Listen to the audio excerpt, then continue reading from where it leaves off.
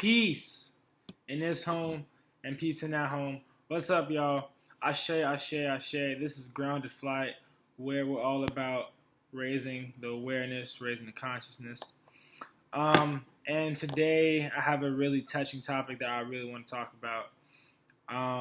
And as you see, the title is called Arshell Dennis, Kurt Vonnegut, and Time Travel.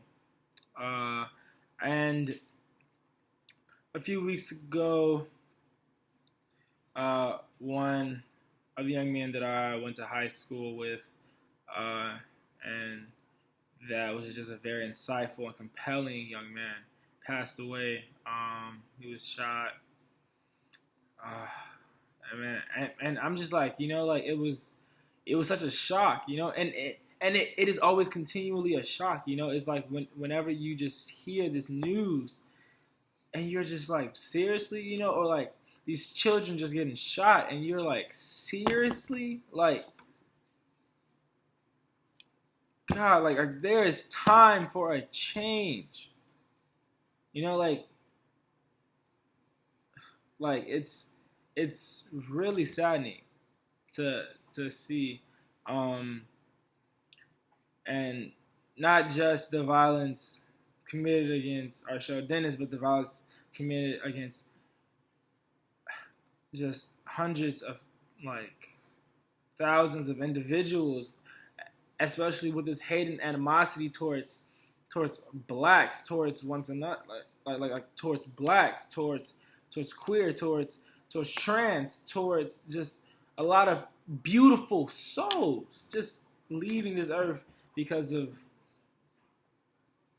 senseless act of violence, racism, sexism, like phobias of different like constructs. It's totally saddening, and I feel like there is a time and that this generation is moving towards a more positive lifestyle, because everyone knows that no one wants to die. We don't want to continually have these senseless killings, continually have these wounds in our community. That is saddening. Like, across the street. No, I'm sorry, not even across the street, but literally right next door to me, there are little kids, right? And it's two little kids. One is 8 and one is 6, and I see them outside playing basketball every single day, and I tell them, I say, yo, I love you. I love you, because they are the ones watching all of this, So you have to instill love into one another. But anyway, what I want to talk about was, in instilling love, we're gonna like take that, and this thought that I've been having, it's been with love, and I've been like thinking this thought for like weeks, like ever since his death, and I know, that he's listening to this, because like what I'm about to talk about in a second, and yeah, so in high school, right, I was taking this class called AP Literature, and Mr. Mutual, one of the smartest guys I know, like just wisest, like wittiest, like just he was comedic as well, like just brilliant man, and I learned a lot from him. He gave us this book called Slaughterhouse-5 to read, and in the book there was this like theme. It was this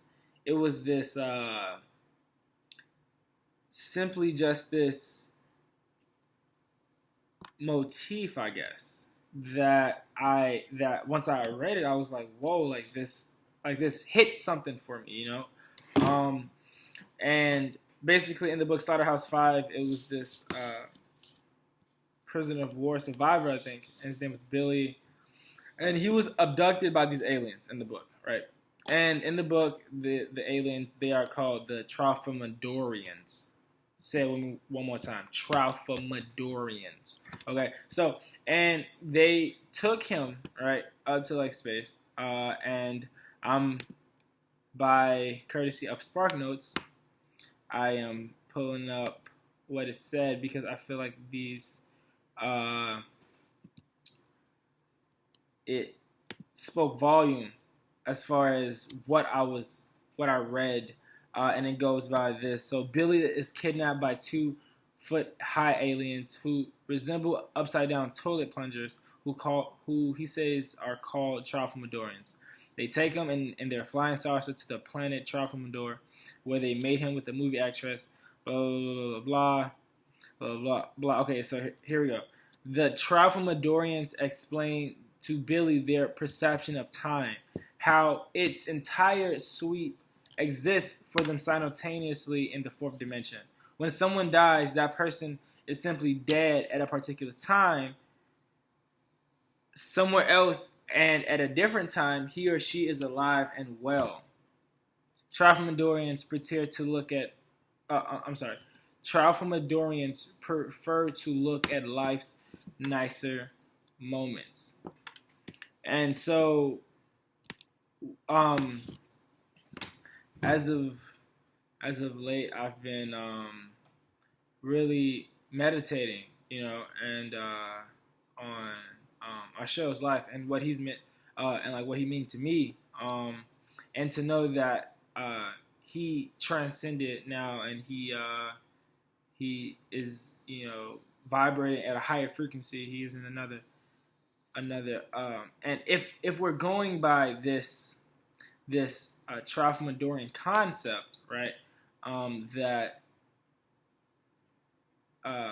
he is simply dead at this particular time, somewhere else, and at a different time, he's alive and well,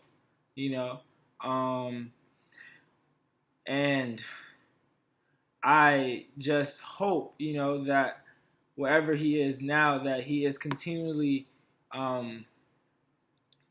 speaking his truth to the world, speaking his truth to wherever he's at.